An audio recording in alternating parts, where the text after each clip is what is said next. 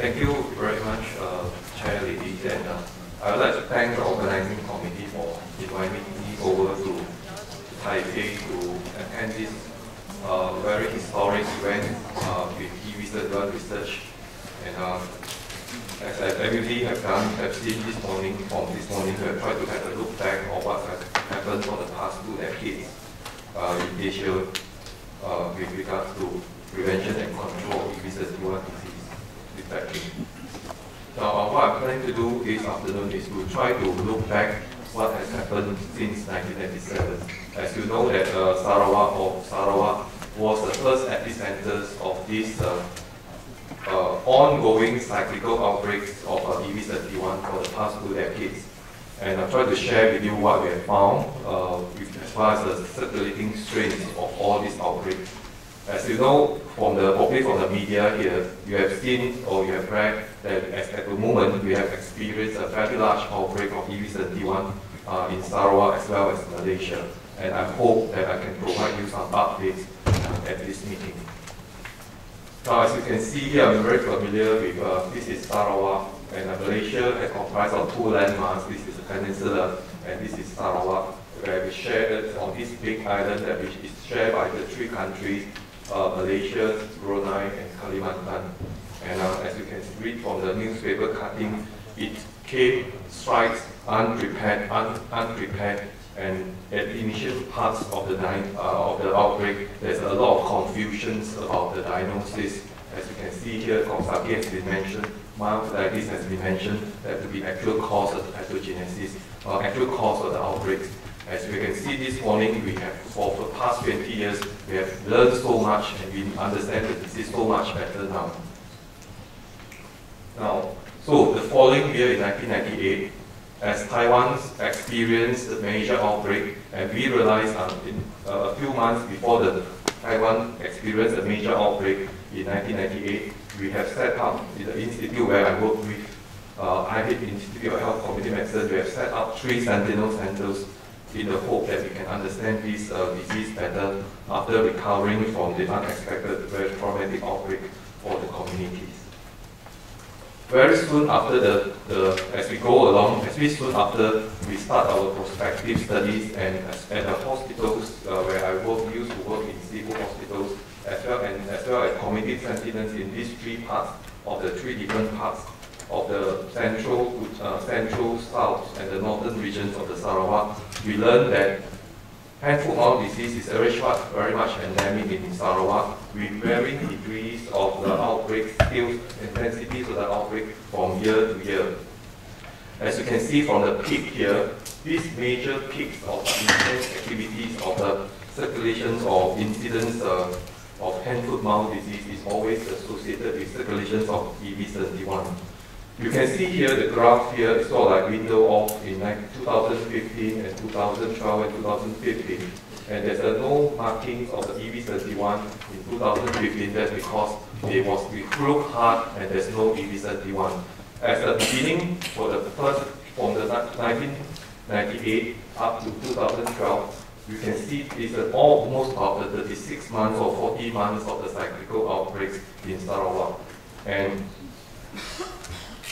from through these outbreaks, you can see that if you look at the critical severities, fatal cases of hand-foot-mouth disease that are always associated with central nervous system involvement and the cardiac involvement, as alluded by the Professor Huang and Professor Hu this morning.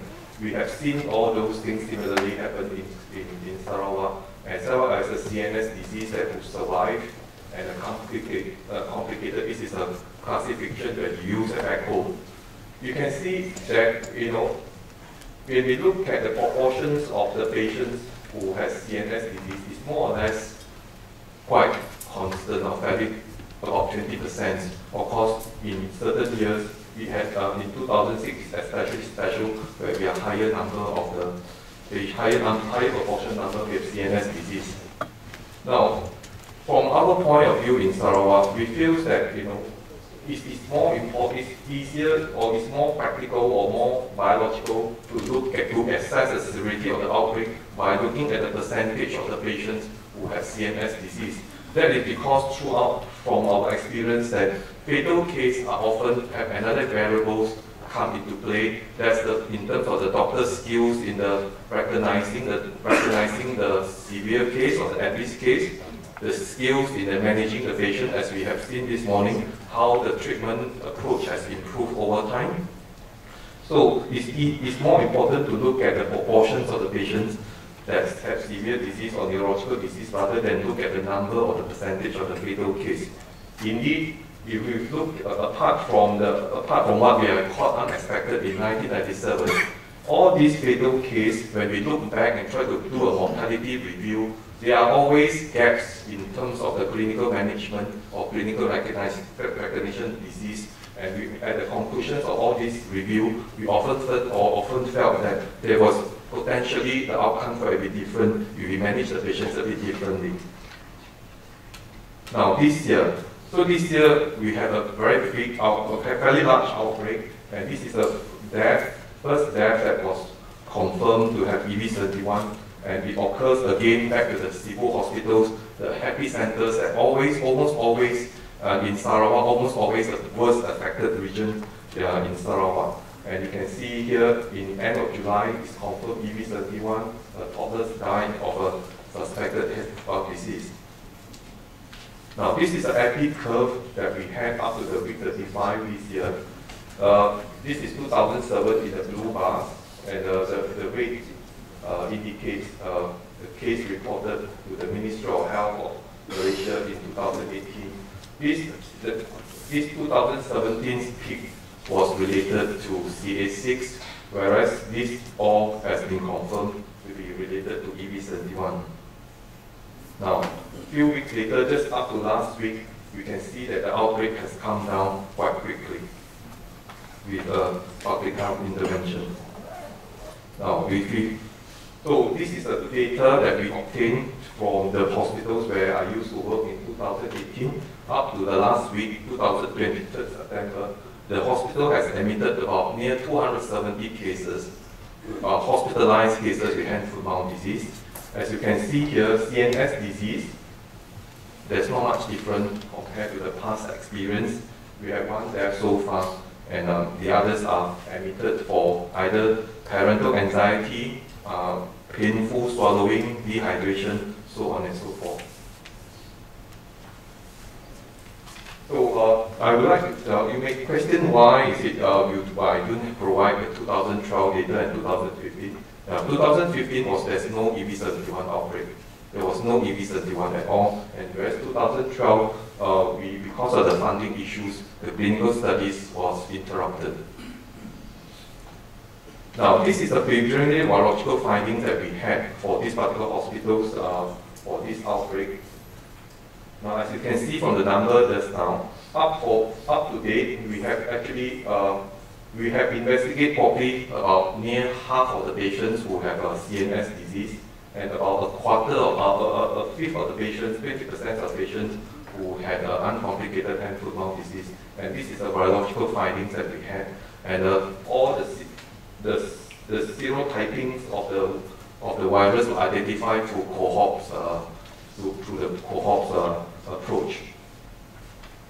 And this is another way of looking at the data. This is the virological finding we had in this particular hospital, where we have used to work in this hospital for a long time, since 1998, and we have set up another 2 smaller centers in Sarawak General Hospital, where I work now, and another private hospitals in the city. That this is what we got from the southern part of the sentinel sites.